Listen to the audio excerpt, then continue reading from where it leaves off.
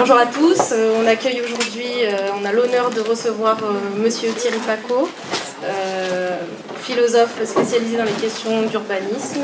Il est originaire de Seine-Saint-Denis, notre beau département. Sa spécialité ne l'empêche cependant pas de s'intéresser à des sujets aussi variés qu'intéressants.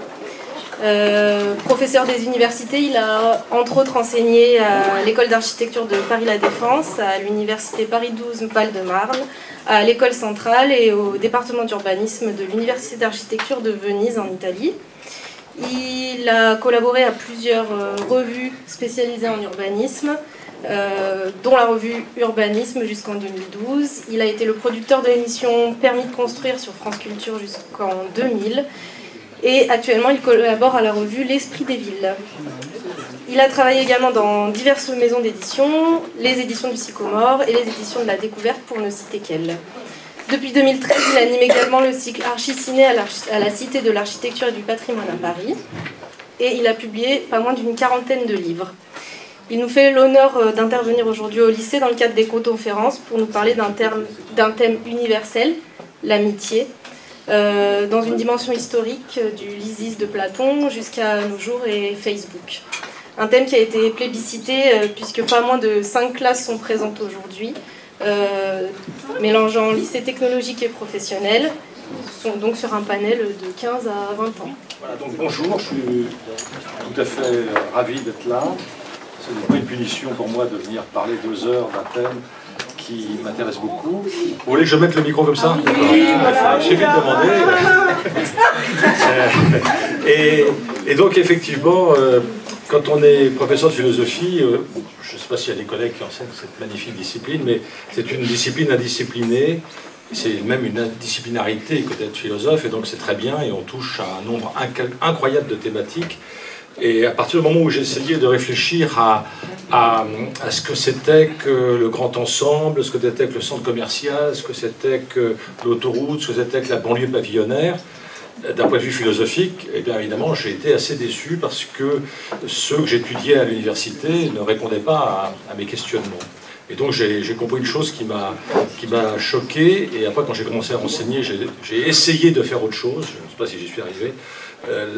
En fait, on enseigne la philosophie, on enseigne l'histoire des idées philosophiques, on nous enseigne comment les autres philosophent, mais on ne nous enseigne pas à philosopher. Et donc, c'est pour moi un véritable problème de fond, hein, parce que tout lycéen se pose des questions philosophiques comme la mort, le désir, Dieu, enfin je sais rien, la violence, l'insécurité, la précarité, etc. Et donc, vous avez plein de choses à dire. Bon, je trouve que je suis très bavard, donc je vais quand même essayer de tenir en 1 heure, 1 heure et 10, afin que vous puissiez précisément me donner des tas de remarques et d'informations judicieuses. Et donc, j'ai créé avec d'autres la philosophie de l'urbain. Mais évidemment, quand on commence à s'intéresser à ce truc bizarroïde qu'est la ville, qui n'existe pas partout au monde du reste, qui n'est pas forcément le résultat d'un processus d'urbanisation, car il existe une urbanisation sans ville, hein, c'est même ce qui domine aujourd'hui dans le monde, avec des mégalopoles, avec des gated communities. La gated community, c'est une enclave résidentielle fermée, je précise ça pour ceux qui ne connaissent pas cette appellation anglaise. Cet objet immobilier est le plus vendu au monde aujourd'hui, en Chine, en Inde, au Brésil, au Venezuela, en France aussi. Lorsque j'avais demandé à mes collègues de l'Air urbanisme que je dirigeais alors de travailler sur l'enclave résidentielle fermée, eh bien, ils m'avaient tous répondu « Ah, mais c'est pas français, ça c'est aux États-Unis, etc. » Ils n'avaient pas vu qu'en France, à Nantes, à Dijon, à Toulouse, à Paris, évidemment, et en banlieue parisienne, il y a de plus en plus, comme ça, des espèces d'enclaves fermées, vidéosurveillées, vigilisées, pitbullisées, enfin on peut inventer des tas d'autres mots pour montrer que c'est très contrôlé, au nom de la protection, évidemment, au nom de la sécurité. Et donc ça, je me suis dit, philosophiquement, ça veut dire quoi? Ça veut dire quoi que des gens se regroupent à un même endroit? Est-ce que tout d'un coup, ils sont coupés des autres? Est-ce qu'ils ne font plus ensemble?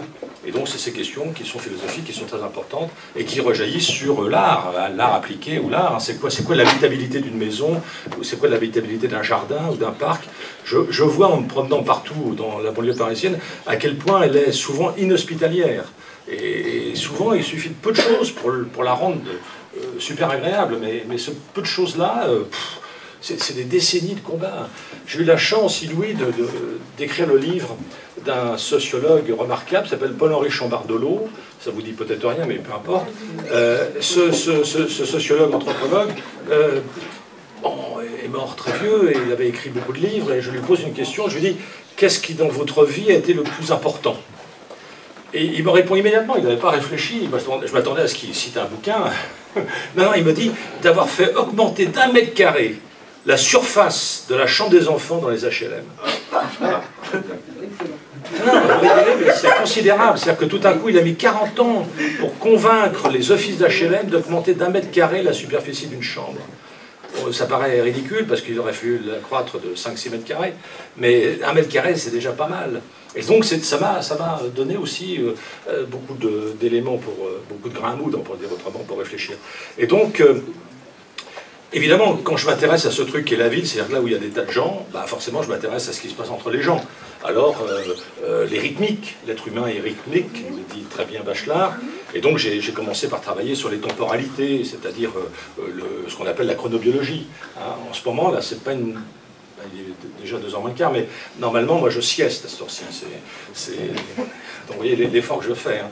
Parce que ma chronobiologie fait que j'ai un appel irrésistible de la sieste vers 1h30, 2h moins le quart, et je m'arrête toujours, enfin, pas une demi-heure, un quart d'heure, 10 minutes. Bon. Là aussi, je viens de terminer un gros travail, une grosse exposition à Dunkerque sur les enfants dans la ville. Et là, j'ai appris par les chronobiologistes spécialisés des enfants qu'entre 1 an et 7 ans, il y a 2 moments où l'enfant est un peu absent. C'est 8h30, 9h du matin, 13h30, 14h. À quel moment commence-t-on l'école? Précisément à ces 2 moments. Donc on est un peu faux, mais bon, c'est pas grave, c'est parce qu'il y a des temporalités sociales, il y a des temporalités, des horaires d'ouverture des bureaux, du travail, des administrations, du commerce. Beaucoup d'entre vous se destinent à des professions dans le commerce, donc là il y a des rythmes. Hein, la question du dimanche, c'est une question essentielle. Hein. Est-ce qu'il faut ritualiser les moments de repos ou bien au contraire considérer que tous les jours sont identiques les uns aux autres et on est là pour consommer? Bon, donc tout ça pour vous dire qu'il y a énormément de sujets, il n'y a que des sujets même, c'est ça qui est passionnant, il n'y a que des questions. Voilà. Donc le philosophe ou la philosophe, on n'est pas là pour répondre, on est là pour questionner. Et il y a une question qui m'intéresse beaucoup, et là je me permettrai de modifier un peu ma présentation qui a été faite très gentiment, c'est que je ne vais pas vous parler historiquement de l'amitié du Lysis à aujourd'hui, je vais faire l'inverse, je vais partir d'aujourd'hui et remonter jusqu'au Lysis de Platon. Alors quand mon dernier fils qui vit avec nous me dit que tu vas faire quoi là à Montreuil?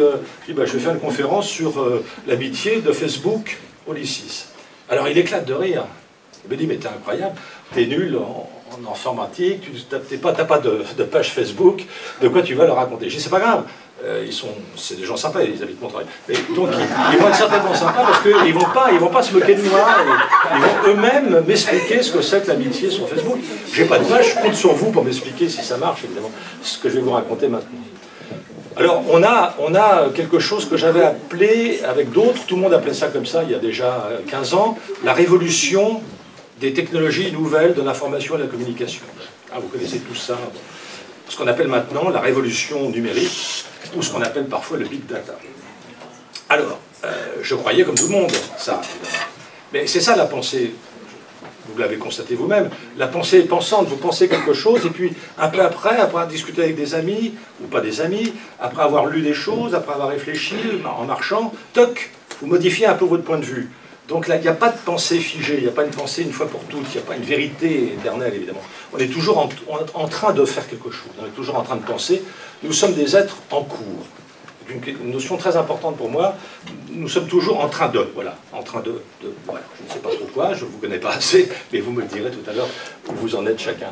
Et donc, en étant en cours, j'observe que cette technologie nouvelle, ce n'est pas une révolution, contrairement à ce que je pensais, et ce qui est dit partout. Je pense que c'est simplement une évolution de la société productiviste.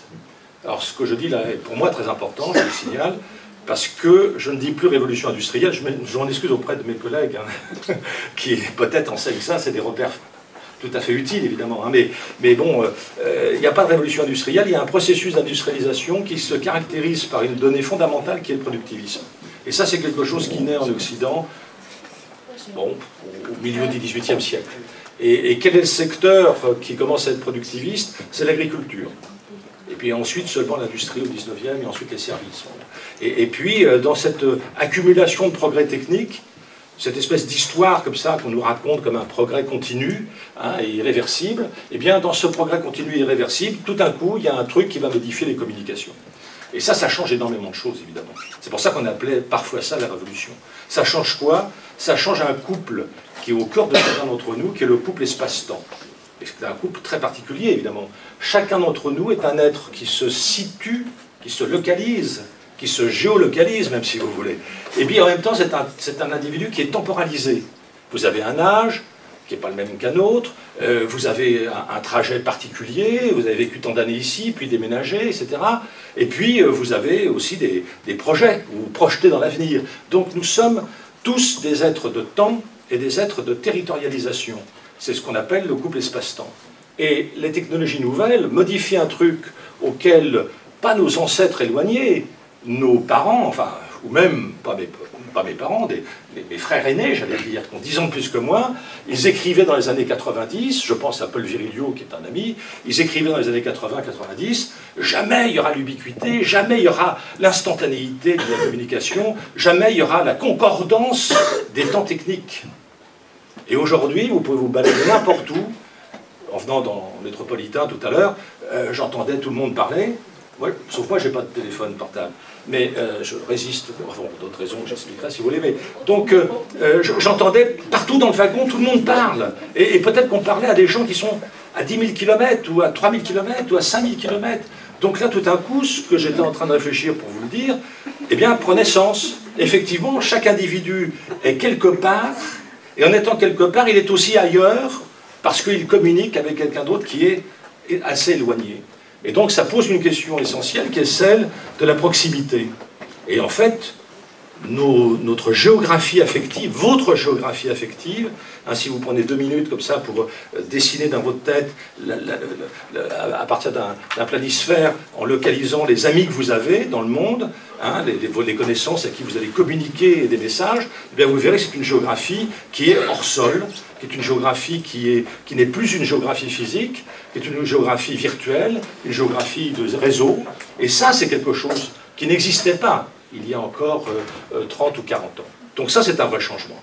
Alors il faut savoir ce qu'on gagne, évidemment, il faut savoir aussi ce qu'on perd avec ces technologies nouvelles, parce qu'on est épaté, hein, ça va vachement vite, tout est super. Mais dans le monde, hein, les connaissances à qui vous allez communiquer des messages, eh bien vous verrez que c'est une géographie qui est hors sol, qui est une géographie qui n'est plus une géographie physique, qui est une géographie virtuelle, une géographie de réseau.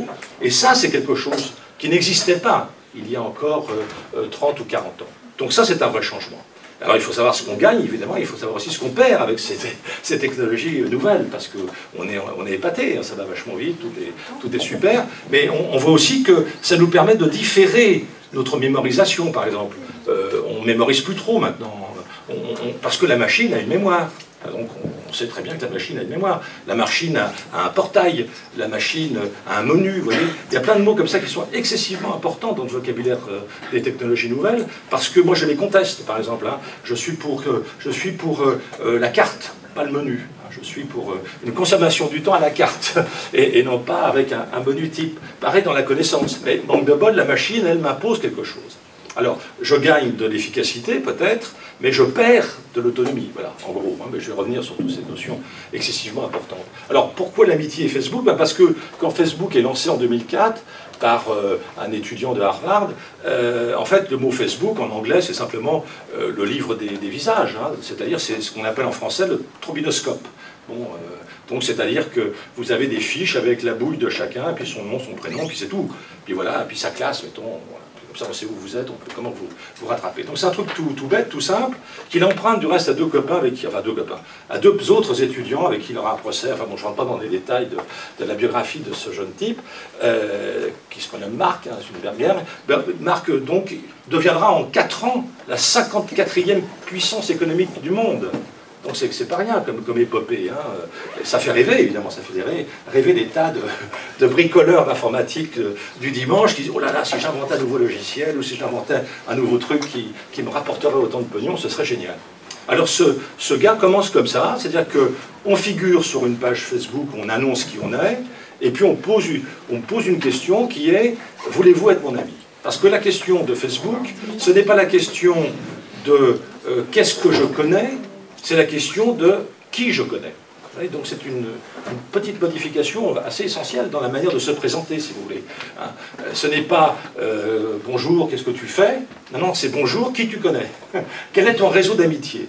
Alors là, du coup, évidemment, il faut avoir un réseau particulièrement ample et varié et croissant, évidemment, pour montrer à quel point on est apprécié, évidemment, des autres.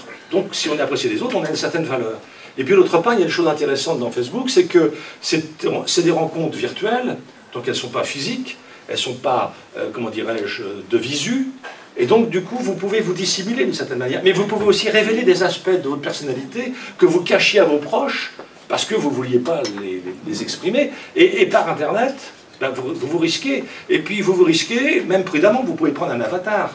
Donc c'est pas compliqué. On peut dire, je ne suis pas celui ou celle que vous croyez, je suis celle-ci, et j'ai plein d'amis un peu partout dans le monde avec qui je vais communiquer. Donc c'est quelque chose qui, ça, est tout à fait nouveau, évidemment. Une étude de 1985 expliquait qu'aux États-Unis, l'Américain moyen, alors évidemment, on met des guillemets à tous ces trucs, parce que, évidemment, il n'y a pas d'Américain moyen, mais l'Américain moyen avait 4 amis. Avait 4 amis, dont 2 parmi ces 4 qui étaient de sa famille. Ah oui, c'est un cas de figure très, très limité. Hein, à partir de l'incroyable chahut que va provoquer Facebook, on va avoir, c'est les chiffres de 2010, 130 amis. Donc l'Américain moyen a 130 amis. Bon, en 2010, il en a vraisemblablement beaucoup plus aujourd'hui. Bon, alors faites un calcul chacun d'entre vous. Est-ce que vous avez le temps d'entretenir, d'alimenter, de nourrir, d'exalter l'amitié pour 130 personnes? Au fond de vous-même, parfois vous dites j'ai un pote, mais ça me suffit, avec tous les ennuis qu'il me confie quotidiennement, j'ai quoi faire. Non, là il y en a 130. Ça veut dire que certains en ont 10 ou 20 et d'autres en ont 300 ou 400. Hein, c'est considérable. Et évidemment, ça va aussi avec le nombre de messages. Un adolescent américain en 2015 envoyait par mois 4000 messages. Donc vous divisez 4000 par 30 jours, je laisse de côté le voyez parce que ça ne sort plus. Vous voyez quand même, ça fait 120 ou 130, un peu plus, même 130 messages par jour. Vous divisez par 10 heures, admettons, ça fait 13 messages par heure.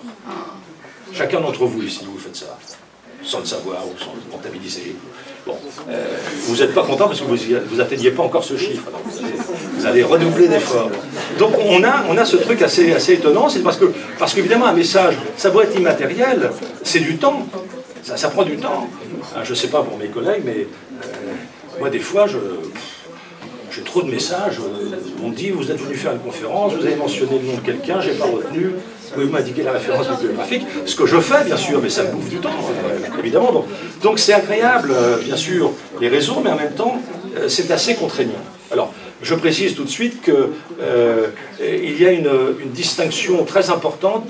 Je ne vais pas rentrer dans le détail, je vous l'indique simplement pour que ça mûrisse en vous. Il y a une distinction importante qu'il faut faire entre le réseau et le rhizome. C'est des mots un peu compliqués. Hein. Le réseau social, l'expression réseau social est inventée en 1954 par un anthropologue anglais qui étudie les communautés de pêche en Norvège. Et il s'aperçoit que les pêcheurs, leurs femmes, les gens qui restent au port, etc., appartiennent tous à des communautés, si vous voulez, qui sont parfois superposées les unes aux autres, qui sont parfois entremêlées.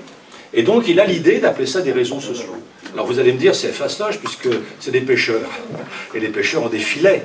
Et le mot réseau vient du mot filet, comme vous le savez certainement. Hein. Le net, c'est un... Bon, après, je ne vais pas rentrer dans tous ces trucs-là, mais donc c'est pour vous dire qu'il y a l'idée qu'on constitue un réseau. Un réseau, c'est un ensemble de points.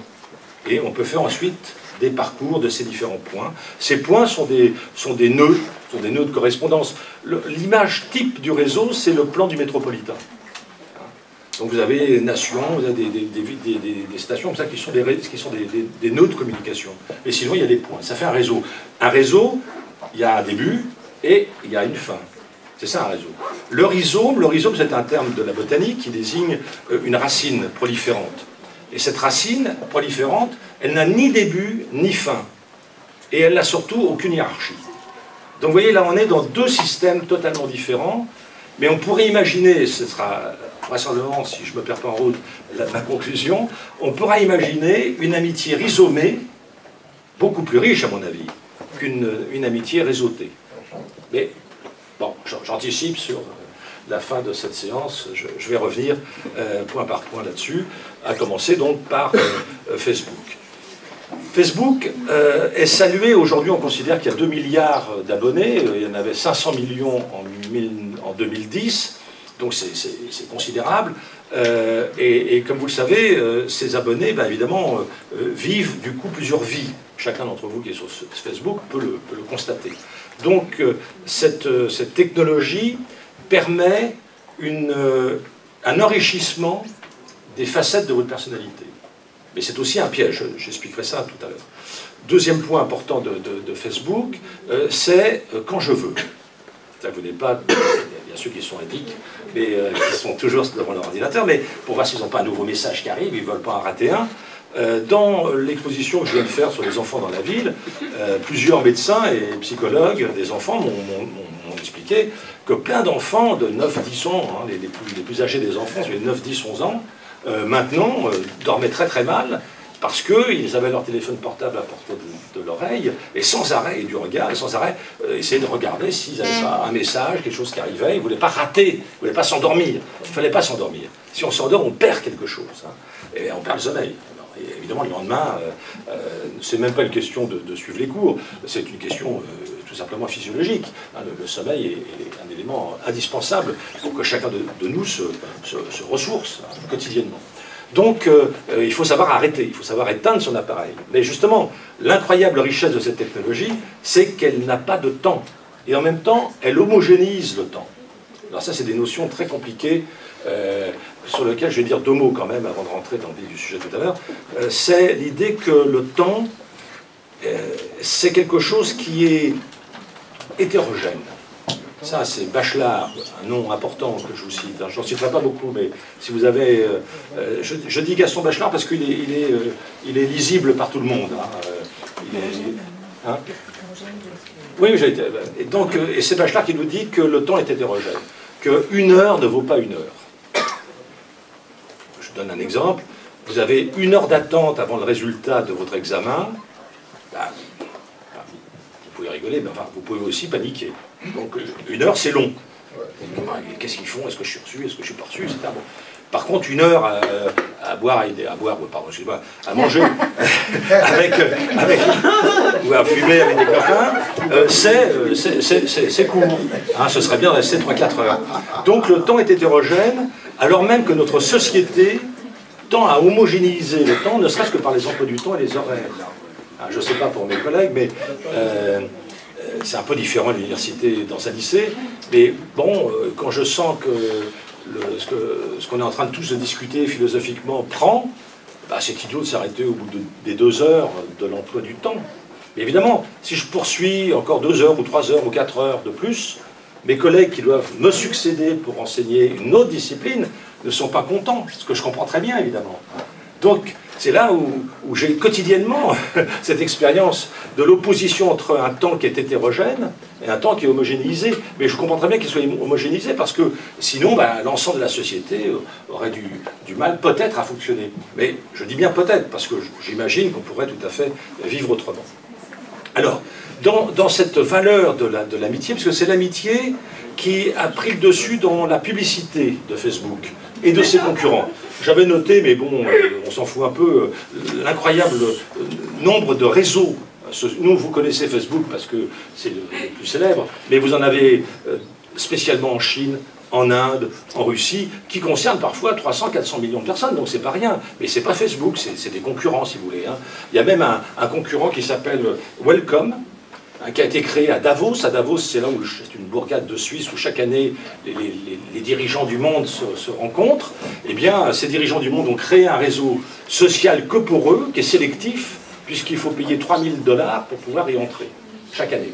Donc c'est pas rien, oui. Donc c'est pas la gratuité de Facebook, hein. C'est des trucs sélectifs qui sont aussi des marques d'appartenance à une catégorie sociale spécifique, celle qui serait les maîtres du monde. Je mets des guillemets à tous ces trucs-là, évidemment. Donc l'argument publicitaire de Facebook, c'est l'amitié. C'est quoi?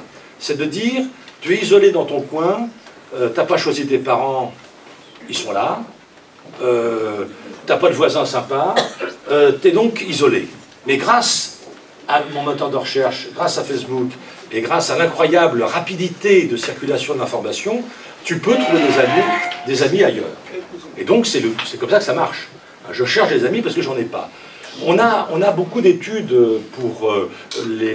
sur les adolescents dans les zones pavillonnaires, dans cet urbain diffus qui est massivement peuplé en France en particulier. Et c'est vrai qu'il n'y a rien de prévu pour les adolescents. Et donc du coup, chacun se retrouve dans la maison de ses parents, sans les parents parce qu'ils sont pas encore rentrés du boulot, ils sont à Auxerre, ils sont à 80 km de là, et puis on est tout seul, et le seul truc à faire, c'est évidemment d'ouvrir son ordinateur.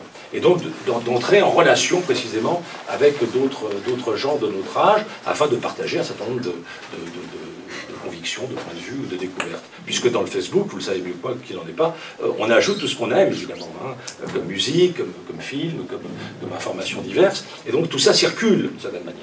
Alors donc, le loisir, entre guillemets, de l'adolescent dans un lotissement pavillonnaire est excessivement limité. Les parents ne veulent pas lui acheter une mobilette ou un scooter parce qu'ils ont peur qu'il ait un accident. Donc du coup, d'une certaine manière, il est un peu scotché au même endroit. Bon, et puis, voilà, il s'évade. Vous voyez, tout ce vocabulaire n'est pas innocent. Il mérite d'être analysé. Je n'ai pas le temps, mais tous ces mots sont très importants. Hein. S'évader. Pourquoi on a besoin de s'évader? Moi, j'ai aucune envie de m'évader. Je suis bien là où je suis. Je conteste cette société. Dans certains cas, je m'y oppose, mais je fais des choses. Voilà. Je ne vais pas dire non, je pousse, je m'évade. Mais je comprends très bien. C'est quelque chose qu'on a retrouvé dans des tas d'époques différentes. Hein. Le fameux paradis artificiel de Baudelaire, par exemple, c'était un moyen de s'évader quand on a 19-20 ans et que la société dans laquelle on est n'apprécie pas trop les poètes. Bon, la seule solution pour ces poètes, c'est de dire je suis tellement différent de vous, tant pis pour vous, je m'en vais, je vous quitte. Voilà, je vous quitte pour de vrai. Alors là, c'est le voyage, c'est l'orientalisme, c'est la route plus tard. Hein. Ou bien je m'évade par des drogues, je m'évade par l'alcool, je m'évade en conquérant un moment du temps qui était encore libre et qui n'était pas encore colonisé, qui est la nuit. Hein, c'est Arthur Rimbaud qui invente l'expression de la nuit blanche. Hein, pour expliquer que lui, il a un contretemps du temps des bourgeois. Il vit le jour.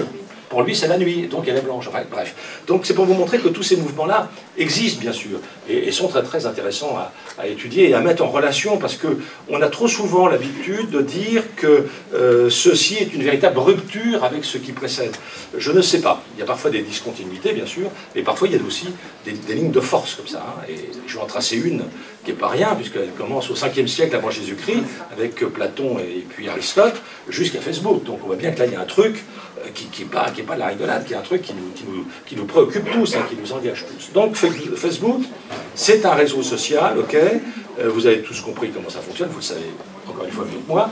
Maintenant, il faut que je regarde ce que c'est que le statut de l'amitié. Alors, l'amitié, c'est un terme qui est très difficile, parce que, en fait, en français, il est associé à un verbe qui vient du latin, enfin je ne vais pas rentrer dans tous ces détails-là, qui est le verbe aimer. On n'a pas de verbe pour dire amitié, par exemple. Si j'inventais un verbe comme ça. Hein. On a donc le verbe aimer. Et le verbe aimer en français vient de amere en latin, qui va donner amor en italien, qui va donner love, libon, etc. Tous ces termes dans les principales langues indo-européennes. Et avec cette ambiguïté, c'est qu'on va dire j'aime cette table, comme j'aime Sophie, la philosophie de temps en temps, ou comme j'aime Pierre. Donc vous voyez, c'est très ambigu ce truc-là. On ne peut pas aimer pareillement un match de foot, une bière et puis une personne. Donc on est un peu gêné par ce terme. Les Grecs avaient 3 verbes et 3 mots. Ils avaient, je vais prendre les mots, c'est plus simple, ils avaient eros, ils avaient agapé et ils avaient philia. Donc vous voyez ces 3 termes importants. Mais attention, les Grecs, quand on dit les Grecs, en fait, il faut là aussi rentrer dans une périodisation. Si je prends Platon, et prenons Platon, bon, c'est le plus important peut-être pour cela, Platon va parler essentiellement de philia. Philia qui est le mot pour dire amitié en grec. Mais c'est un amour particulier, je vais expliquer ça, je vais essayer d'expliquer ça, ce n'est pas simple. Et puis le mot Eros, lui, il a une connotation charnelle, physique. Hein, c'est un amour qui ne reste pas simplement un amour de sentiment, d'affection, de sympathie réciproque et de désir d'être ensemble, c'est aussi un désir physique. Hein, donc, du reste, le mot Eros va donner érotique, va donner érotisation, enfin tout ça, mais tout ça au XIXe siècle finissant et au XXe. Le mot Eros, du reste, c'est un nom propre, c'est le nom du dieu de l'amour pour les Grecs, hein, que les Latins vont appeler Cupidon, vous voyez, donc on pourrait à chaque fois faire cette espèce de parallèle. Donc, il y a Eros, et puis il y a un troisième mot, agapé, A-G-A-P-E, accent circonflexe, qui lui date, est un terme grec, mais qui date des premiers chrétiens grecs. Donc c'est pas la même histoire. Platon ne l'utilise jamais, par exemple. Hein. Mais c'est quand même un mot qui veut dire amour. Mais c'est un mot qui veut dire amour dans le contexte de la religion chrétienne. C'est-à-dire que c'est très... Je ne sais pas s'il y en a, parmi vous, il y en a qui connaissent un peu cette histoire de la religion chrétienne, mais enfin, je donne 2-3 points de repère. Dans cette religion, Dieu est amour, premièrement. C'est déjà un principe de base. Dieu est amour. Deuxièmement, nous croyons en lui par amour. Donc c'est pour l'amour de Dieu qu'on croit. Et puis troisièmement, il y a un principe essentiel dans le christianisme qui est l'amour du prochain. Donc vous voyez, il y a trois niveaux d'amour dans le christianisme. Je vais très vite, évidemment, j'espère qu'il n'y a pas de théologien dans la salle pour me dire que je suis un peu caricatural. Donc ce mot-là, agapé, va donner en latin le mot caritas, qui va donner en français charité, mais qui va aussi donner un verbe que j'aime beaucoup, qu'on n'utilise plus du tout, le verbe chérir. Utilisez-le dans vos copies, utilisez-le dans la vie ordinaire, c'est un très beau verbe, chérir. Très très beau, enfin moi je trouve, hein, mais et évidemment, c'est quelque chose qui montre aussi cette dimension d'affection qu'on peut avoir avec quelqu'un sans forcément le désirer sexuellement. Alors, je reviens en arrière, je retourne à Platon. Platon est un fils d'aristocrate, c'est un... Alors, attention, quand on dit c'est un philosophe, il ne sort pas de Normal Sup, il n'a pas passé la grecque de philosophie, ça n'existait pas. Donc il faut bien avoir ça en tête. Un philosophe, c'est n'importe qui. C'est n'importe qui se met à penser et à réfléchir, hein, qui veut rendre intelligible le monde. C'est ça, vous voyez. Et même le mot philosophie, il y a philia dedans, c'est l'ami de la connaissance. Hein. Philia et sophia, connaissance. Donc c'est l'ami de la connaissance et le philosophe. Alors il y en a qui sont... moins amis avec la connaissance, donc ils font un autre boulot. Quoi. Mais le philosophe, lui, c'est son truc. Et en étant l'ami de la connaissance, il va essayer de réfléchir à la manière dont on va essayer de comprendre les relations interpersonnelles. Et pourquoi? Parce que déjà, il enseigne. Alors je le signale pour tous les lycéens et lycéennes qui sont là, je ne rentrerai pas dans les détails, sauf si vous posez la question après, il est beaucoup plus difficile, vous ne savez pas à quel point, il est beaucoup plus difficile d'enseigner que d'apprendre.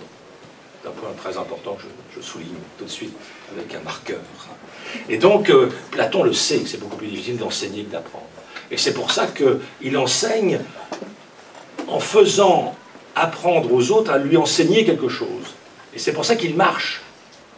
On n'est pas assis dans l'académie platonicienne, on marche, on déambule dans les rues, il n'y a pas de rue, vous avez des rues dans les chemins, et vous voyez, le chemin de la connaissance, c'est pas rien non plus, et on déambule, et en déambulant, on a une idée, et puis on essaie de la défendre, donc c'est ce qu'on appelle l'argumentation, et puis on n'est pas compris, alors il faut l'aider à interpréter cette argumentation, et pour ça il faut la démontrer, donc on a un déroulé démonstratif et argumentatif qui devient tout naturellement. C'est un jeu, non pas de l'esprit, c'est un jeu de la langue. Hein? On ne peut pas penser sans une langue. Et c'est pour ça qu'il y aura peut-être un langage de l'amitié qui va arriver à un moment donné. Mais là, je vais trop vite dans mon exposé. Donc je reviens à Platon. Platon, si je vous dis ça, c'est pour mieux vous expliquer Aristote après. Platon, lui, est un grec.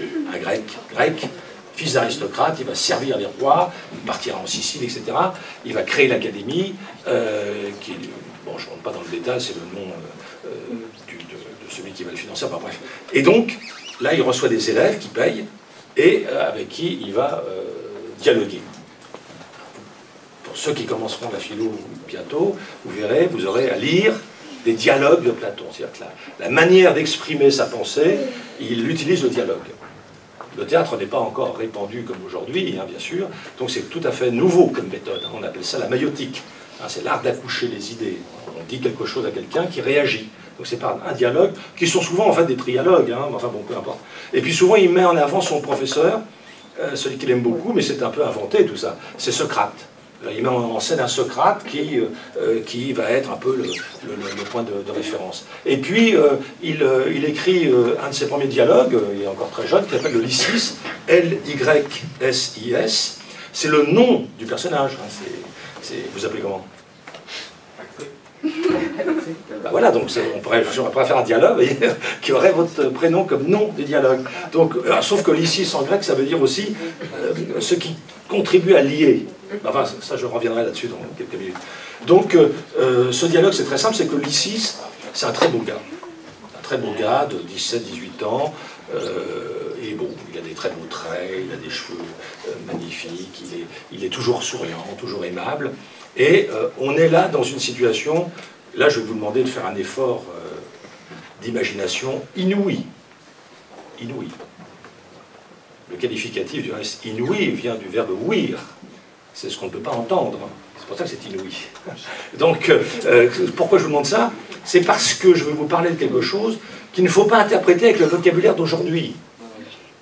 Je vais vous parler de l'amour physique et intellectuel entre deux hommes, sans qu'il y ait pour autant homosexualité. Vous voyez, c'est très compliqué. Hein. C'est pour ça que je prends les précautions, parce que voilà, parce que c'est ça aussi l'histoire. Hein. C'est que tout n'est pas pareil, précisément. C'est un principe grec. Hein. Tout ce qui est semblable n'est pas identique. Inscrivez ça dans votre tête, ça vous servira toute votre vie. Tout ce qui est semblable n'est pas identique. Et donc là, on a Platon. Platon lui-même, il n'est pas indifférent à la beauté d'un éphèbe. Éphèbe, ça veut dire la jeunesse, un jeune. Adolescence, c'est autre chose. Adolescence, c'est un verbe grec et latin, du reste, c'est pareil, qui signifie grandir. Donc on est dans une autre manière de désigner hein, dans le langage d'aujourd'hui, mais pas de toute l'époque, des classes d'âge. Chez lui, ça n'existait pas. Alors, un petit enfant grec bien né, pas tous les Grecs, un petit enfant grec bien né, c'est-à-dire fils d'aristocrate, j'ai bien dit fils, vous avez entendu, j'ai pas dit fille. C'est une société masculine, attention, soyons clairs. Eh bien, dans cette société grecque, 5 siècles avant Jésus-Christ, on avait 3 disciplines quand on était petit. On avait le gymnase, qui vient d'un mot grec qui signifie être nu. Donc le gymnase, c'est un lieu d'exaltation de la beauté du corps et aussi de la fabrication d'athlètes. Vous aviez, dans la palestre, entre autres, hein, pas forcément dans le gymnase, vous aviez la musique et vous aviez les belles lettres. Donc vous n'aviez que 3 disciplines quand vous étiez enfant grec privilégié pour pouvoir être emmené par un esclave qui vous emmenait à l'école, qui voyait que tout se passait bien, et cet esclave, en grec, qui vous accompagne à l'école, son nom grec, c'est pédagogue. Donc le pédagogue, c'est un esclave qui vous accompagne à l'école. Et il vous attend à la sortie avec votre goûter. Enfin, j'exagère, le mot n'existait pas en grec, mais il prend soin de vous. Il vous ramène à la demeure.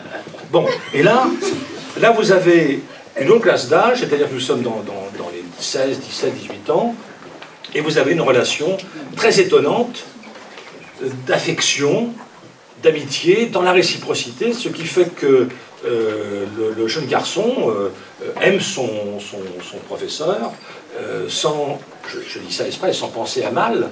Nous sommes avant les religions monothéistes, qui sont le christianisme et l'islam. Nous sommes avant les religions du péché et de la culpabilité. Attention, il faut noter tout ça, c'est très important. Nous sommes dans une époque où il n'y a pas la même définition du bien et du mal que chez nous. Hein. C'est pour ça que je vous demande un effort d'imagination inouï, parce que c'est pas pareil du tout, même si on va trouver des ressemblances, mais ce ne sera pas identique, hein, comme je vous le disais tout à l'heure. Donc, on a là quelque chose de très particulier qui est une relation d'amitié entre personnes du même sexe. Et on pourrait dire, du reste, que cette relation d'amitié entre personnes du même sexe, qui est animée par un désir, évidemment, d'être toujours avec, ils dorment ensemble à côté. Tout ça est très compliqué, il faut bien que vous le mettiez en tête, hein. C'est pas simple. Et ça va perdurer jusqu'à la chevalerie. À croire que dans le monde des guerriers, l'association par couple de garçons était une règle. Nous avons Philippe Auguste et Richard Cœur de Lion comme dernier grand couple masculin, si vous voulez. Mais ils peuvent tout à fait, par ailleurs, être mariés, avoir des enfants. Mais leur vrai amour, leur vrai désir, est d'être avec leur compagnon d'armes.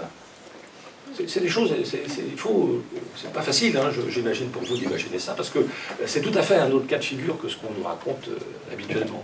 Ce qui veut dire que, alors là je vais donner des termes précis, ce qui veut dire que nous sommes dans une homosocialité, et non pas une homosexualité. Un terme important, homosocialité. Alors là, ça me permet d'ouvrir une petite brèche, je vous laisserai réfléchir là-dessus, vous documenter, c'est que l'hétérosexualité a une histoire. L'hétérosexualité a une histoire. Ce n'est pas naturel, ce n'est pas normal d'être un homme et une femme. Non, c'est une normalisation. C'est une norme sociale. On connaît plein de sociétés dans le monde qui ne connaissaient pas l'hétérosexualité. On connaissait la bisexualité, on connaissait la plurisexualité, on connaissait l'homosocialité. Exprès, je ne dis pas homosexualité, bien sûr, mais on peut, et on connaît maintenant, la construction sociale et culturelle de l'hétérosexualité qui vise évidemment à la reproduction de l'espèce, fondamentalement, et non pas la satisfaction physique, sexuelle, du couple hétérosexuel. Nous sommes là dans une logique d'alliance matrimoniale, dans une logique de structure de parenté, etc.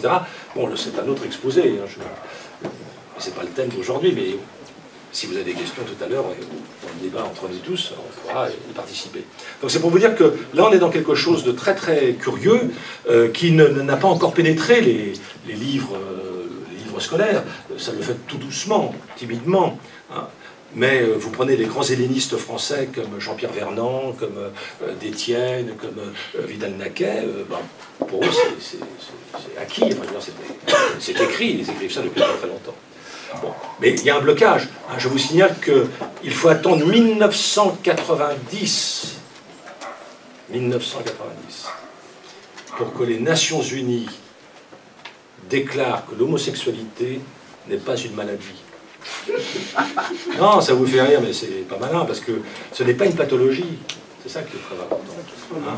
C'est pour vous dire, vous voyez, que l'homophobie est un truc qui existe encore aujourd'hui. On peut faire une carte du monde des lieux homophobiques, et c'est terrible, car c'est le refus de la différence de l'autre. Attention, là, c'est des choses excessivement compliquées. Et ça va toucher à la notion d'amitié. Vous allez tout de suite comprendre où je veux en venir.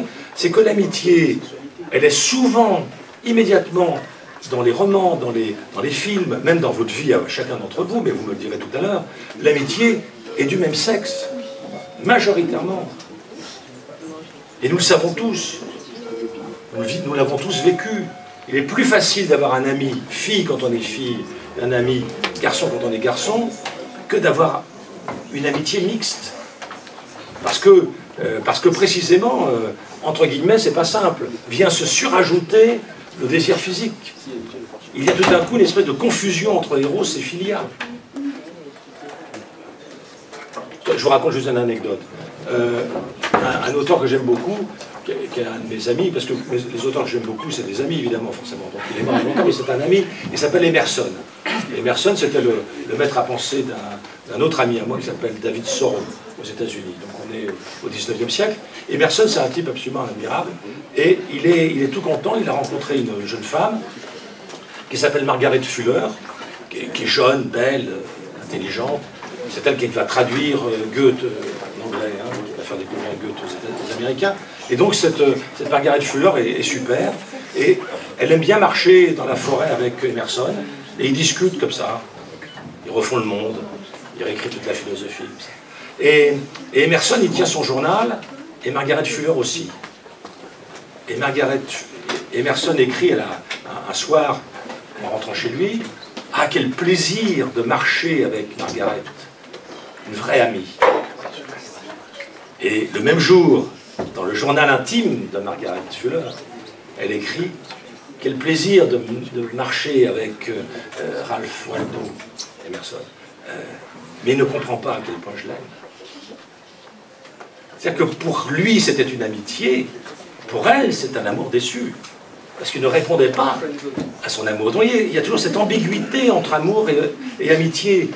C'est très difficile d'entretenir une amitié quand on a un homme avec une femme, surtout si on a un homme marié, parce qu'on peut imaginer que c'est une ancienne maîtresse ou une future, enfin bref, et réciproquement. Et donc on est là dans cette ambiguïté très particulière. Mais je pense que ça rattache à notre vieux fond grec dont je vous parlais tout à l'heure, d'homosocialité. Les femmes étaient entre elles, les hommes étaient entre eux, et puis du coup il y avait là évidemment des rapports très spécifiques. Alors c'est quoi l'amitié pour Platon? Parce que dans le Lycis, il essaye d'expliquer ça. Et puis ils en arrivent à la conclusion, enfin Socrate en arrive à la conclusion, que c'est impossible de définir ce que c'est que l'ami, et c'est impossible de définir ce que c'est que l'amitié. Voilà, donc on est devant un cas de figure très bizarre, on est devant un livre qui veut nous expliquer quelque chose, mais qui n'y arrive pas. Mais c'est déjà un résultat de dire que c'est difficile. Alors, il faut attendre un élève de Platon qui s'appelle Aristote. Aristote est un élève de Platon, mais il est d'origine macédonienne, donc c'est un étranger à Athènes. Et pour pouvoir professer à Athènes, eh ben, il va falloir qu'il paye un impôt comme un travailleur immigré. Il n'est pas reconnu comme grec.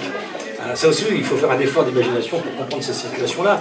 Il est très connu déjà, on le consulte, un homme important, mais il est d'ailleurs, il n'est pas d'ici. Donc on l'accueille, mais aujourd'hui il fallait renommer de la Grèce. On ne va pas chercher qui est Aristote. Et Aristote, on prétend, tenez-vous bien, qu'il a rédigé 1000 ouvrages. C'est absolument considérable. Tout l'intéresse. Les poissons, les oiseaux, la physique, la métaphysique, la logique, le droit.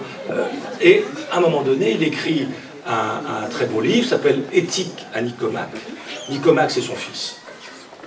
Attention, parce que son père, à lui, s'appelle aussi Nicomaque. Enfin, je ne sais pas dans tous ces histoires de famille, donc c'est aussi son fils. Et il écrit à son fils ce livre magnifique. En fait, il n'y a que le livre 9 et 10 qui sont concernés sur l'amitié, le reste est sur la mort, sur la sagesse, sur la vieillesse, etc. Et il dit à son fils, la qualité la plus importante dans la vie, le fait que vous réussiriez votre vie, c'est l'amitié. Si vous n'avez pas d'amis, vous avez raté votre existence. Et c'est la fort, hein. Donc il dit, la qualité essentielle de vivre, c'est quoi? C'est avoir des amis. Peut-être même avoir qu'un ami, peu importe, mais avoir un ami. Si vous n'avez pas connu cette relation exceptionnelle, alors vous avez perdu quelque chose qui est essentiel. Et là, je ne suivrai pas tout à fait, il considère qu'il y a 3 niveaux, si vous voulez, d'amitié. Il y a l'amitié utile. Bon, je la mettrai un peu en dehors de l'amitié, mais l'amitié utile, l'amitié agréable, et puis l'amitié qui pour lui est l'amitié la plus importante, c'est-à-dire ce qu'il appelle la bonne amitié. Donc vous voyez, on a 3 niveaux, l'amitié, agréable et bon. Et ce qui est bon, pour Aristote, comme pour Platon du reste, c'est ce qui permet le bien. Et ce qui permet le bien, c'est ce qui est juste. Vous voyez, là, je prends les mots à majuscules, parce que chez Platon, c'est des mots à majuscules. On a oublié ça, nous. Nous, on traite tout de la même manière dans notre société. Et nos dirigeants en particulier, à tort. Non, il faut mettre des majuscules, il y a des mots importants. Et donc, l'amitié, c'est ce qui permet justement la pudeur, mais en même temps la connivence, et c'est ce qui permet du coup, bien sûr, d'établir une relation vraie. Donc l'amitié est un élément constitutif, si vous voulez. Faire les amitiés de couloir. Ah d'accord. Cette amitié chez Aristote est une amitié qui évidemment repose sur une dimension éthique. C'est pour ça que le livre s'appelle Éthique à Nicomaque. Il aurait pu dire lettre à mon fils, voilà, puis l'affaire est réglée. Non, non. Il élabore une éthique Le mot est très important, le mot éthique. Il vient du grec ethos, qui veut dire coutume. Coutume, c'est les grands principes constitutifs d'une société. Ça va donner en français éthologie à partir du XIXe siècle seulement. Donc l'éthos, c'est l'éthique. L'éthique, c'est une règle de vie, si vous voulez. C'est se tenir, et c'est tenir. Tenir à quelque chose et se tenir à ce quelque chose. Et vous-même, dans la vie de tous les jours, vous le faites, vous dites « Ah non, je rompu avec un tel, il n'a pas de parole, il raconte n'importe quoi. » Non, donc il faut tenir rigueur à celui qui ne tient pas ses paroles, évidemment. C'est pas un ami, c'est pas une amie. Et donc, chez Aristote, l'amitié est une qualité fondamentale. Alors, là, il faut regarder d'autres auteurs, je vais aller très très vite.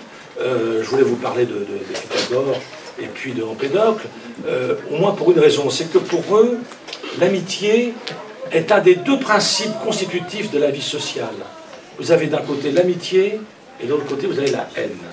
Vous avez l'amitié qui crée des liens, et vous avez la haine qui sépare les gens. Vous voyez ? Et ça, c'est très important dans cette bipolarisation. N'oublions pas que les Grecs ont une pensée dialectique.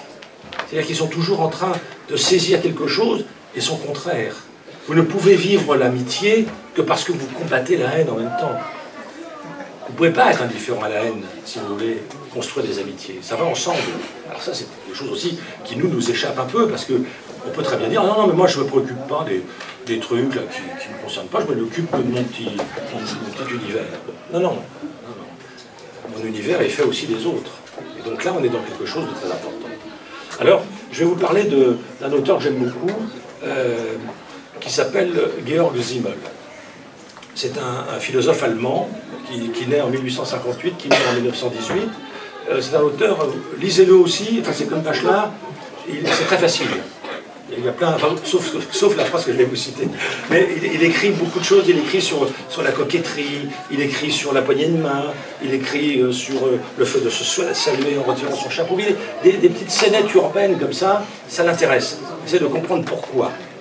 Et alors il a cette définition qui est une définition très difficile, que je vais vous soumettre maintenant. Il a cette définition de l'être humain. Il dit l'être humain est un être frontière qui n'a pas de frontières. C'est une phrase difficile, hein. Je l'avais donnée à commenter à mes étudiants, et puis à un moment donné, il y en a plein qui m'ont dit « Bon, on ne comprend pas, enfin... » J'aurais dit « Vous avez raison, c'est trop difficile. C'est trop difficile, sauf s'il fallait la décortiquer comme je l'ai fait, mais ça m'a pris longtemps.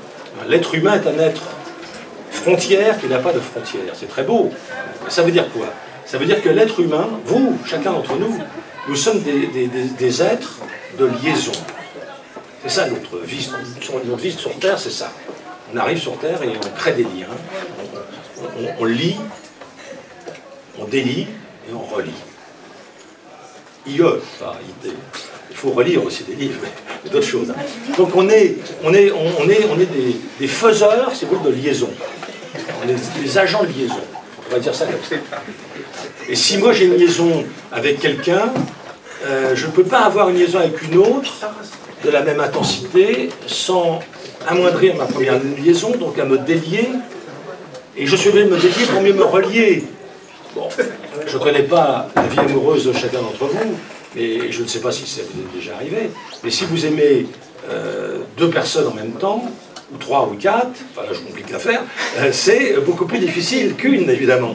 Donc à un moment donné, vous allez vous délier pour mieux vous relier. Vous voyez ce que je veux dire? Donc l'être humain, c'est ça. C'est un être de liaison. C'est un mot très important. Parce que bien souvent, on croit que comme ça, les relations interpersonnelles, bon, bah, c'est le fruit du hasard, et puis voilà, ça dure ce que c'est. Non, non, c'est plus que ça, c'est constitutif de votre propre personnalité. Récemment, je donnais une conférence à Saint-Étienne, à la Cité du Design, justement, bon, et sur Papanek, enfin bon, c'est un auteur que j'aime beaucoup, qui est un des rares designers qui travaille sur l'écologie. Et puis il y avait dans la salle un gars, ça m'a fait un peu vieux, qui était étudiant avec moi. Mais je n'avais jamais revu depuis. Donc c'est très longtemps, je peux vous le dire. Et donc il vient vers moi, il me dit, un peu flatteur, « Ah, t'as pas changé !» C'est faux, enfin bon. Sinon j'ai des photos de moi quand j'étais étudiant, je ne me reconnais pas. Bon. Bref, donc il était gentil. Moi je lui ai dit, toi, par contre, t'as changé. Non, je ne lui ai pas dit ça non plus. Il voulait être sympa. Donc, il me dit, t'as pas changé. Je lui dis, bon. Et je lui il me dit, est-ce que tu as des nouvelles de Robert? Vous étiez toujours ensemble. Et là j'ai compris que la phrase de Simone est excellente, c'est qu'en fait, nous étions toujours ensemble à un moment donné de notre histoire individuelle. Et puis qu'après, ben, les choses de la vie, comme on dit, ont fait qu'on s'est séparés, lui il est parti ailleurs, etc. On n'a pas cherché à se revoir, et ça vaut, et dans ma propre autobiographie, et dans la sienne, j'imagine, c'était un temps fort, c'était une amitié, mais une amitié n'est pas éternelle. Hein. Tandis que quand on est dans un sentiment amoureux, c'est ça qui distingue l'amour d'amitié, on pense que l'amour est éternel. Lire tous les poètes innombrables qui ont chanté l'éternité de l'amour. En fait, non. L'amour, évidemment, est beaucoup plus capricieux qu'on le croit et changeant, mais il arrive toujours masqué, c'est-à-dire qu'il arrive toujours avec l'idée que c'est pour la vie. Mais il y a plus de ruptures amoureuses que de ruptures amicales. La rupture entre amis est beaucoup plus dure à vivre qu'un divorce. Je peux vous le dire, moi qui en ai eu plusieurs. Pardon, enfin, je parle. Et donc il y a là un sentiment de l'amitié qui, lui, est intransigeant. On pardonne plus facilement à une femme un élément de différent quelconque, enfin, peu importe, tandis qu'avec un ami, là c'est quelque chose de terrible. Un ami qui vous trahit, vous vous en remettez pas, c'est quelque chose de considérable. Donc il y a, je ne veux pas dire par là qu'il y a une sorte de dire que l'amitié serait quelque chose de principe, si vous voulez, excessif, qui serait presque impossible à atteindre, et que bon, les amours se succèdent, j'allais presque dire joyeusement. Non, non, on souffre aussi, enfin, je vous rassure, hein, enfin je vous rassure, ou je vous informe que vous allez souffrir. Nous souffrons tous, évidemment, de relations amoureuses difficiles, mais la relation d'amitié est une relation de concordance. L'ami n'est pas notre équivalent. Dans l'amour, dans tous les poètes et les films d'amour, puis même ce que vous avez vécu, il y a cette idée de fusion. On constitue un couple, on fusionne, on est fusionnel, on pense au vocabulaire-là. Dans l'amitié, ce n'est pas le cas. On est chacun différent, et c'est parce qu'on se met ensemble de temps en temps que du coup, on s'enrichit, on grandit. Et ça, c'est quelque chose qui n'existe pas, évidemment, dans d'autres sentiments. On a la sympathie, on a la compassion, vous voyez, il y a plein de termes comme ça qui existent, et ce n'est pas pareil que l'amitié et que l'amour. Peut-être que je m'arrête, moi je ne connais pas les règles du jeu. 14h44. Écoutez, moi je suis en train d'écrire ce livre,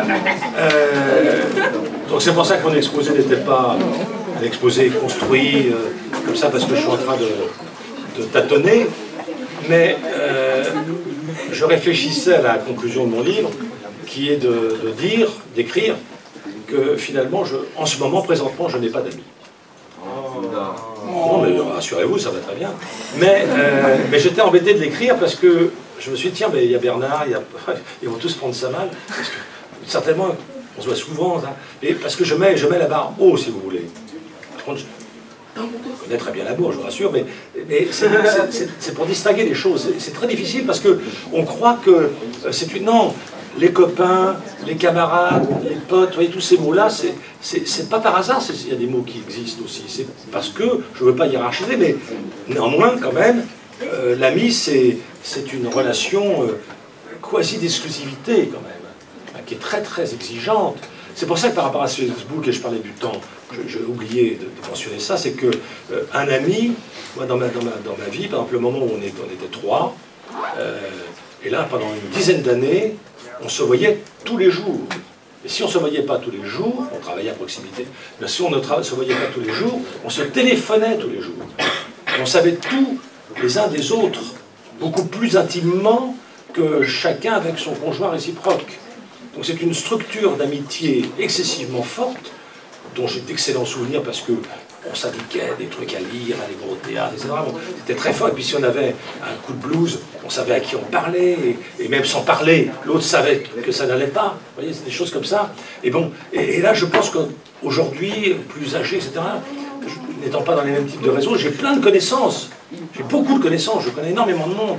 J'ai énormément de messages tous les jours, mais je me dis à qui je pourrais me confier s'il m'arrivait vraiment un coup dur ou quelque chose, je n'en trouve pas. Je ne retrouve pas. Oui, vous êtes comme moi.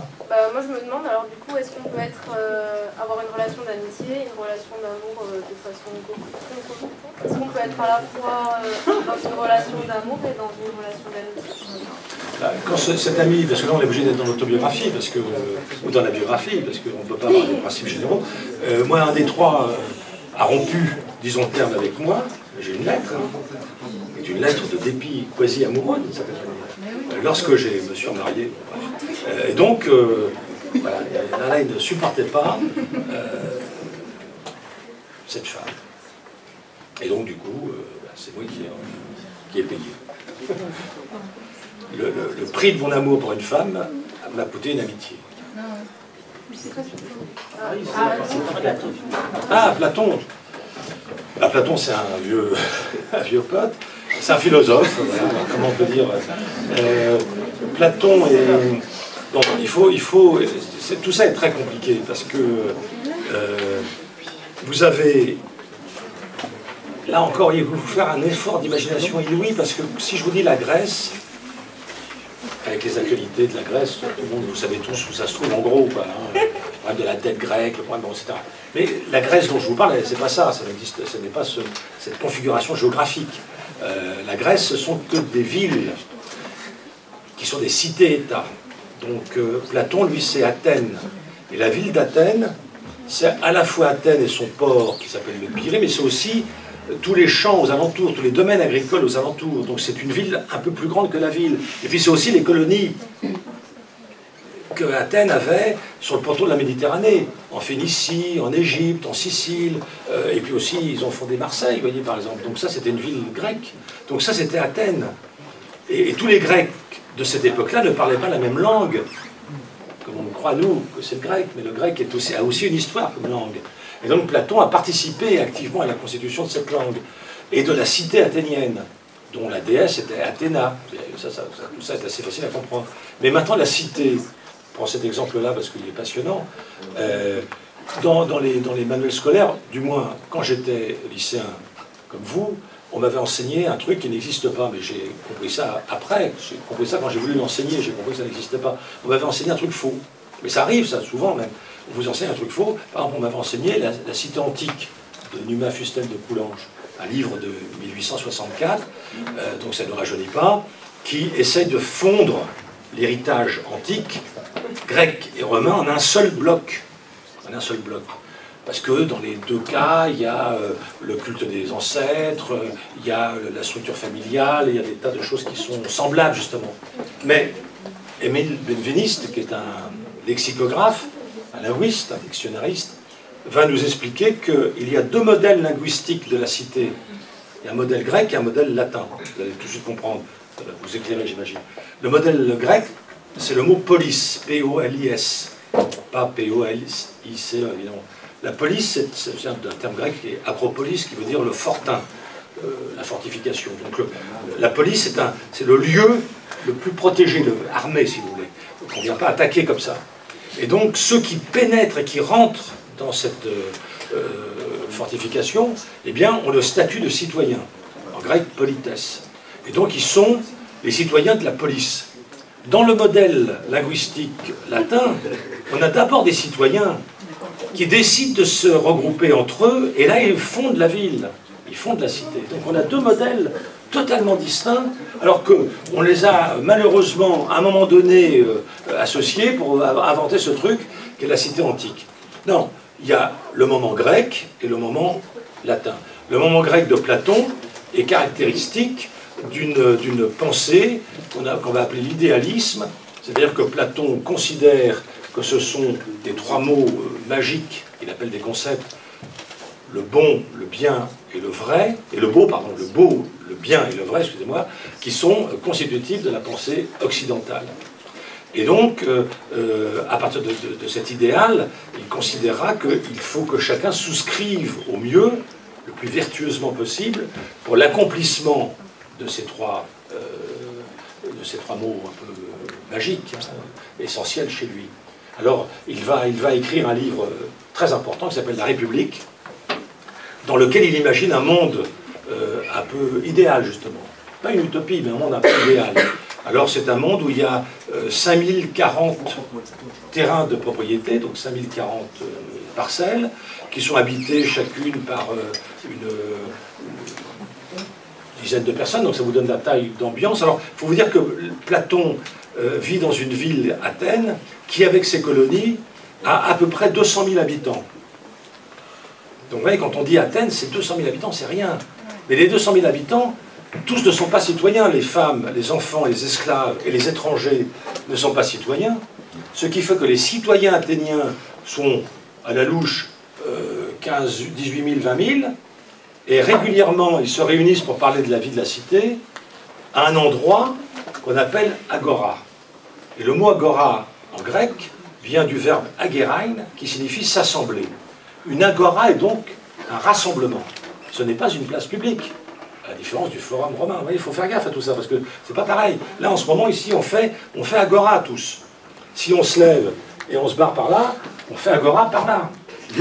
Donc l'agora n'est pas un lieu physique, c'est ça que je veux simplement marquer. Hein. C'est pas un lieu comme ça, voilà, agora. Si vous allez à Athènes, vous verrez, il y a une petite pierre comme ça qui est plantée. Les touristes vont la photographier, évidemment. C'est écrit dessus, je suis l'agora. C'est-à-dire que je suis, on va se réunir autour de moi, mais formellement, ça change, évidemment. Alors après, les architectes vont inventer l'agora d'Évry, l'agora de je sais pas quoi. Bon. Mais ça, c'est évidemment la rigolade. Donc, Platon est dans ce contexte-là d'un état guerrier. C'est ça aussi qu'on a du mal à comprendre. C'est que ce sont des penseurs philosophes, lui comme Aristote, qui justifient l'esclavage, qui justifient les prisonniers de guerre, qui justifient que la société est masculine et pas féminine, au niveau du pouvoir et de l'héritage, etc. Donc c'est un effort inouï de notre tête à faire. C'est une société où la philosophie s'appelle l'ontologie, c'est-à-dire la connaissance de l'être. C'est quoi l'être? Je vais vous l'expliquer. L'être, c'est la microïté du micro, la tabléité de la table, la chaiséité de la chaise, l'humanité de l'humain.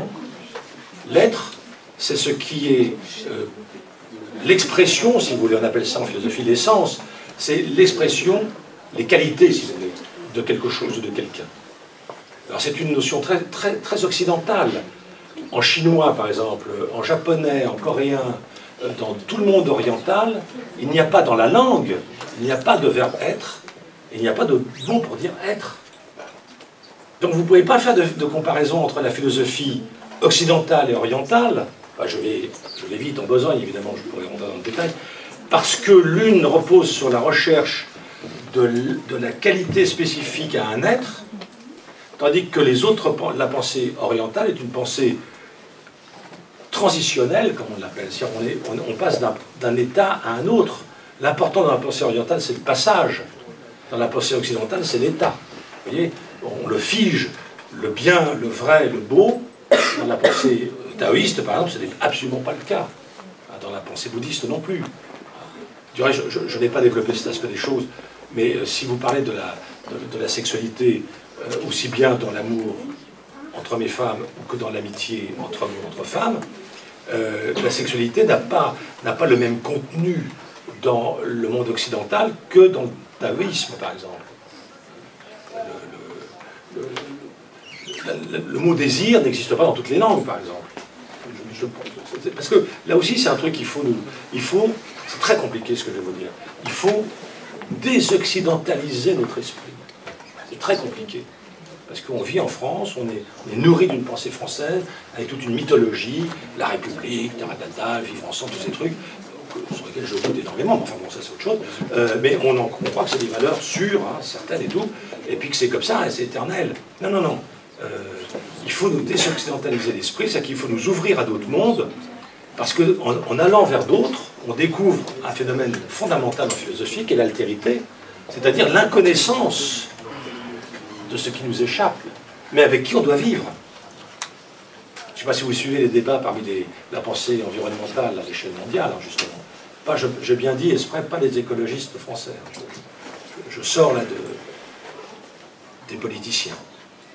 Et je parle de l'éthique environnementale, hein, ce qu'on appelle les éthiciens, surtout anglo-saxons. Eh bien, aujourd'hui, la question fondamentale, c'est comment donner sa place au vivant. Alors c'est là où moi je retourne dans mon livre que je suis en train de terminer, j'ai un grand chapitre sur l'ami du vent, l'ami de la maison, l'ami de la terre. Et je cite évidemment Pythagore, pour qui l'amitié n'était pas qu'une relation avec un être humain, mais aussi avec un être vivant. Je ne sais pas vous, mais moi, par exemple, tous les matins, je parle à mon arbre. J'ai un arbre, j'en ai même plusieurs dans mon champ. Et quand je traverse le parc de la mairie, je m'arrête à un arbre. Et puis, avec l'université populaire d'écologie que j'ai créée, on a lancé un grand mouvement, adopter un arbre. L'arbre est un colocataire. Ce n'est pas un... J'étais au rendez-vous là des rigolos de la COP 21. J'étais invité à un truc incroyable. Un technocrate parlait, tenez-vous bien, du puits à carbone. Moi, je n'avais pas compris. Puis à un moment donné, j'ai dit, mais c'est un arbre. Alors j'ai levé la main, je me fais comme ça. Alors, je lui ai dit, mais monsieur, vous parlez du puits à carbone, vous voulez dire un arbre? Oui, oui, oui. Mais vous voyez, donc tout à coup, pour ce technocrate-là, ce n'était plus un arbre, qui en plus n'est pas n'importe lequel, c'est un érable, c'est un pin, c'est un hêtre, alors hêtre, évidemment, en philosophie, ça me plaît, c'est un chêne, c'est un... Bon, non, non, c'est un puits à carbone, c'est-à-dire tout d'un coup, on instrumentalise un élément du vivant pour en faire un truc au service de l'humain. C'est un détournement scandaleux. Donc il faut que le vivant se défende. Donc moi, je suis pour un parlement où le vivant peut s'exprimer, parce que j'ai une grande amitié pour le vent, une grande amitié pour la rivière, et il faut qu'elle puisse parler. Moi, j'habite dans une ville où il y a la Seine à côté, il faut... La Seine, on ne lui demande jamais son avis. Donc quand on fait un aménagement urbain quelconque, comme une aire de jeu ou je ne sais pas quoi, eh bien on doit dire, d'abord, à l'endroit où on va, le terrain vague, on dit terrain vague, veux-tu être une aire de jeu? Si je ne consulte pas le vivant, je passe à côté d'une décision philosophique fondamentale. Donc c'est pour ça que je crois beaucoup dans ce livre que je suis en train de terminer, parce que je veux mettre en avant cette idée que l'ami et l'amitié, c'est aussi avec le vivant. Et nous, on est à l'écart de ça. On maltraite le vivant en permanence. On rajoute une petite larme de crocodile de temps en temps en disant ah oui, disparition des espèces animales et végétales, sixième extinction. Non, non, non, non, il faut commencer à cultiver cette relation extraordinaire que chacun d'entre nous a avec les éléments. Je viens de terminer une exposition à Dunkerque sur les enfants dans la ville, j'ai appelé la ville récréative. Je ne veux pas en guerre contre toutes les aires de jeu qui sont débiles, et je prône le terrain d'aventure. Le terrain d'aventure, c'est l'exaltation des 4 éléments que Empédocle a définis. La terre, l'air, l'eau et le feu. Si vous y réfléchissez bien, chaque élément est contradictoire en lui-même. L'eau vous désaltère quand vous avez soif, mais peut vous inonder votre maison. La terre vous nourrit, mais c'est là où vous allez être enseveli. Le feu vous réchauffe, mais peut incendier votre quartier. Et puis l'air vous permet de respirer, mais peut vous asphyxier. C'est-à-dire que les Grecs, pour répondre à la question qui est Platon, c'est pareil, les penseurs grecs ont saisi chaque élément à partir de la contradiction qui les anime. C'est fondamental. C'est-à-dire que du coup, chacun d'entre nous, quand il est nourri par la pensée grecque, il sait que dès qu'il pense quelque chose, il faut qu'il pense son contraire ou sa dynamique interne. Donc c'est jamais comme ça peut être comme ça. Et ça peut être aussi qu'un moment, ça peut être qu'un moment transitionnel, ça peut être qu'un passage, quelque chose de provisoire. Et ça, c'est excessivement important, parce que la pensée non seulement est pensante, mais parce que tout ce qui nous environne et avec lequel nous devons faire environnement, c'est ça la question fondamentale, c'est comment faire environnement. Parce qu'on a tellement environné l'environnement par nos déploiements inconsidérés et non maîtrisés de nos techniques, que maintenant il nous faut reconquérir auprès de ce que nous avons environné leur liberté qui sera aussi la condition de la nôtre. Tout ça est très très compliqué, mais joyeux. C'est super d'avoir tout ça à penser. Mais bon, il faut y aller. Il faut y aller dès le lycée, dès l'école primaire.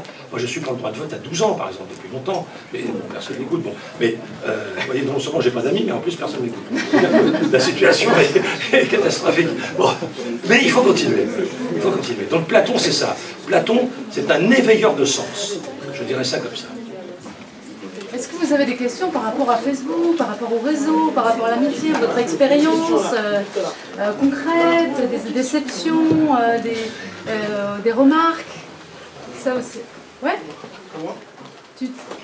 Allez-y, c'est le moment d'échanger, quoi. Moi j'ai une question. Pourquoi vous n'avez pas de portable? Ben parce que j'avais lu quand j'étais petit un peintre qui s'appelle Renoir et qui avait dit, était comme ça, dans une maison où il y avait un téléphone, c'était les premiers téléphones. Et le maître de maison entend sonner, il se lève, il se précipite. Alors, Renoir lui avait dit un truc un peu aristocratique. On vous sonne et vous y allez, quoi. Donc ça m'avait plu, ça, comme remarque. Donc je n'ai pas de téléphone portable parce que j'ai constaté que c'était un moyen absolument pervers de contrôler non seulement votre circulation, mais aussi, votre temps. C'était un contrôle du temps, le portable. Je m'en suis rendu compte un jour comme ça, j'étais prêt à craquer en avoir un, parce qu'on vous oblige presque à en avoir un. Moi, à l'université, on m'a dit, c'est pas possible, vous êtes injoignable, on va vous en offrir un. Ils m'ont pas dit offrir, on va vous en donner un. J'ai dit non, je ne peux pas, je me casserai. Et donc, parce que c'est un fil à la patte. Alors évidemment, je suis très embêté, parce que j'ai une carte de cabine téléphonique, je cherchais pour vous appeler tout à l'heure, mais évidemment, je n'ai pas trouvé de cabine. Alors des fois, on trouve des gens sympas qui prêtent leur téléphone. Bon, mais c'est pas... Non, le téléphone portable est un marqueur temporel. C'est quelque chose qui vous impose comme ça une espèce de rythmique qui n'est pas la mienne. Moi, je veux répondre quand je veux. Donc je diffère. J'ai un téléphone fixe, et j'ai Internet quand même. Donc j'ai beaucoup de messages qui m'arrivent, mais du coup, je les traite, puisque ce terme, il faut l'utiliser comme ça, que quand je le désire. Et j'ai constaté du reste, ça c'est dans tous les livres que j'ai lus pour faire ce bouquin sur Facebook, parce que c'est effectivement un domaine que je connais bien, j'ai lu énormément d'ouvrages, je vous en conseille un entre autres qui est remarquable, qui s'appelle Seul au pluriel ensemble, d'une auteure américaine qui s'appelle Turkel, qui explique très bien comment aujourd'hui, en 2000, elle l'écrit en 2010, traduit en français pardon, en 2015, en 2010, elle expliquait que déjà aux États-Unis, les gens ne se téléphonaient plus, ils envoient des SMS. Alors, je vous donne deux anecdotes importantes. La première est la suivante, c'est une psychologue britannique qui en 2011 fait une enquête sur les adolescents britanniques avec un panel, comme on dit, important, donc c'est pas 30 personnes, hein, c'est plusieurs milliers, et elle découvre que 80% des filles rompent une relation amoureuse de visu ou par lettre, alors que 80% des garçons rompent par un SMS. Toujours courageux. Toujours courageux.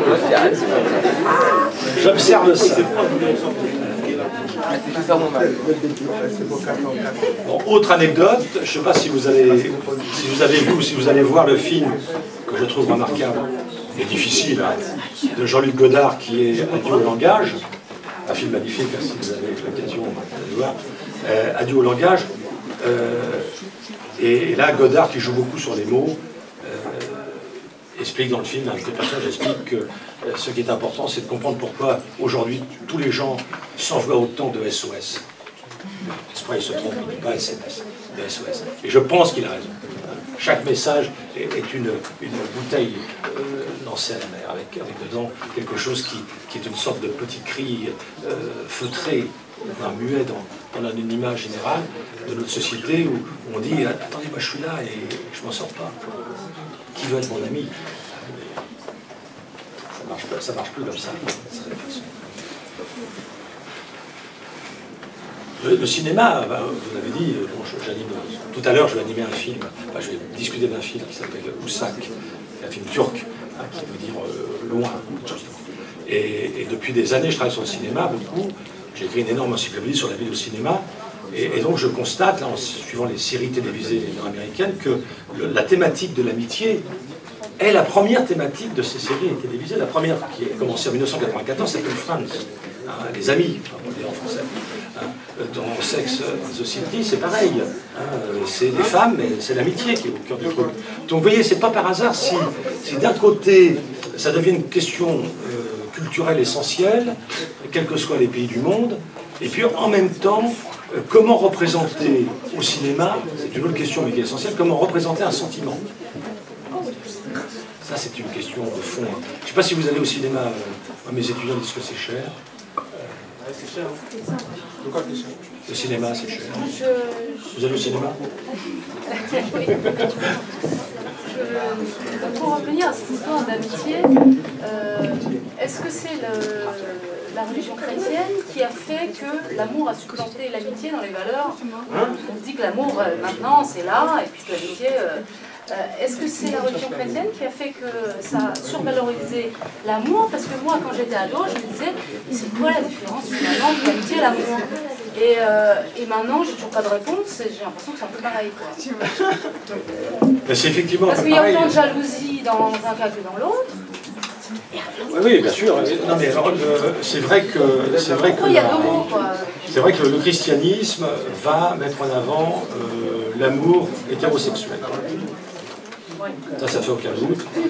C'est marqué surtout à partir du XIIe siècle, où arrive le lit nuptial et la chambre à coucher. Avant, c'est pas le cas, donc du coup, on n'est pas dans cette logique.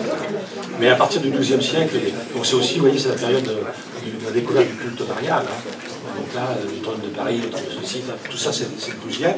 Et puis, c'est pas par hasard non plus, c'est l'université. Donc c'est aussi l'endroit où on va constituer, diffuser une idéologie nouvelle qui va être massivement prégnante et qui va devenir la norme, c'est ce que j'ai dit tout à l'heure. Tout d'un coup, à la limite, même une femme, et ça va être repris dans l'islam aussi, parce que ce sera pareil, une femme qui n'est pas une mère n'est pas une femme. Vous vouliez poser une question? Oui, il y avait une jeune fille là. C'est toi? Non, moi je voulais juste donner mon point de vue là-dessus. Je pense qu'en fait, il y a dans l'amour, il y a de l'amitié, et dans l'amitié, il y a de l'amour, mais elle disait que c'était pas exactement au même niveau. Mais moi je pense que, enfin, personnellement. Non, elle disait que c'était le même niveau, justement. Non, enfin, bref. Je pense personnellement que finalement, l'amitié qu'il y a dans l'amour est moins forte que l'amour qu'il y a dans l'amitié. Je ne sais pas si c'est super clair ce que je suis en train de dire. Ah non, c'est tout à fait intéressant, oui, je crois ça aussi, bien sûr. C'est du reste très très curieux que des qualificatifs comme amiteux et amiteuses ne sont plus du tout utilisés. Enfin bon, on dit qu'amoureux, amoureuse, oui. C'est curieux ça. Hein. Il y a une sorte de... c'est une ironie de l'histoire pour reprendre ce que vous disiez, c'est que le christianisme va, d'une certaine façon,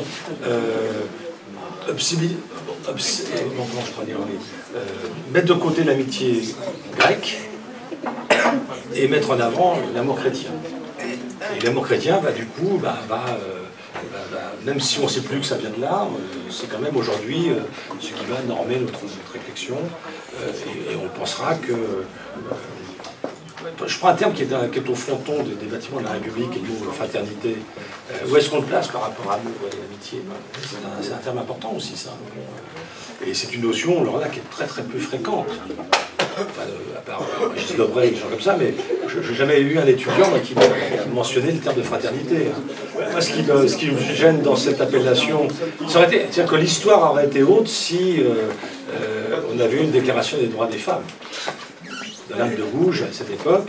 Manque de bol, on a eu voilà, elle a été guillotinée, et les hommes ont gardé le pouvoir, et donc du coup ils ont mis un terme masculin qui est fraternité, enfin, même si on dit la fraternité, on parle là de frères, de fratrie, et non pas de sœurs. Oui, mais... oui, en même temps il y a la patrie, hein, défense de la patrie, c'est pour ça qu'on va créer un état d'urgence déjà à l'époque. Pour défendre la patrie. Mais c'est des notions qui, je pense, n'existent plus. Enfin, pour moi, elles ont été totalement chahutées par la globalisation économique, parce que, ça je ne l'ai pas dit, mais il y a quand même deux phénomènes, à mon avis, majeurs, et que les philosophes n'ont pas assez étudiés. Bon, l'un qui a été mentionné au début par vous, merci beaucoup, c'est l'urbanisation. Donc on est quelques-uns maintenant à s'y mettre. Et l'autre, c'est effectivement le numérique, qui va avec la globalisation. Le numérique n'est possible que s'il y a la globalisation. C'est-à-dire que si tout d'un coup on construit un monde qu'on croit justement unifié, alors qu'il n'est pas unifié, il est uniformisé, ce qui est autre chose. Et dans ce monde uniformisé, là on a ces réseaux qui passent allègrement au-dessus des frontières. Et du côté des villes, on a le même processus. Aujourd'hui, il y a de plus en plus d'ouvrages anglo-saxons qui mettent l'idée sur la ville comme un moyen de dénationalisation, c'est-à-dire de sortir de la nation. On sort de l'État-nation parce que je suis, en tant que ville, je vis pour moi-même, et pour mon territoire régional. Donc les villes globales que la sociologue Saskia Sassen a décrite, une ville globale, c'est une ville qui ne roule plus pour la nation dans laquelle elle se trouve. New York ne roule plus pour les États-Unis, New York roule pour New York. Et ça, c'est excessivement important à avoir en tête parce que ça change tout. Parce qu'on a affaire, un truc que je n'avais pas compris, on a affaire, alors là c'est des mots, je ne sais pas si vous les connaissez, c'est les mots qui sont tout à fait riches, hein, utilisés par un sociologue polonais qui a dû quitter la Pologne en 1968 parce qu'il y avait un mouvement antisémite absolument tragique, donc toute une partie de l'intelligentsia est partie, beaucoup en France, hein, avec Ignace Sachs, Pomian, des gens comme ça, et d'autres ont dû aller ailleurs, et lui a été en Angleterre, il s'appelle Zygmunt Bauman. Et Zygmunt Bauman a inventé l'idée de société liquide, d'amour liquide, et alors ça c'est des mots très intéressants, ça veut dire quoi? Comme vous le savez, l'eau, enfin, à 3 états, gazeux, liquide et solide. Et donc lui il dit, le capitalisme c'est pareil, on est passé d'un capitalisme solide, enraciné localement, avec une classe ouvrière stabilisée, avec des réseaux hiérarchisés très, comment dirais-je, reconnus et appréciés. Je vais vous donner un exemple. Je suis ingénieur, je sors d'une grande école, j'obtiens un poste chez Michelin qui est installé à Clermont-Ferrand, je deviens cadre supérieur là-bas, je n'ai qu'une envie, évidemment, c'est d'épouser la fille du patron ou une fille d'un patron local, de m'enraciner sur place, je vais aller au Rotary Club, je vais devenir le maire, puis plus tard le sénateur. Bon, il y a un enracinement, si vous voulez, d'un patronat dans un territoire. Dans le capitalisme liquide dans lequel nous sommes aujourd'hui, ça n'existe plus du tout. Un patron arrive, il arrive à Clermont-Ferrand, il pense déjà à son poste à Dubaï dans 1 an, puis à Singapour dans 3 ans, puis à San Francisco dans 8 ans, et tous les week-ends, il prend l'avion, il va passer un week-end à Prague, il va... J'arrive ? Non, je vais parler. Ah d'accord. Mais il faut me dire d'arrêter. Ouais, on va pas tarder. Eh ben arrêtons. Non, mais c'est sans fin. C'est ça qui est comme ça, comme c'est liquide.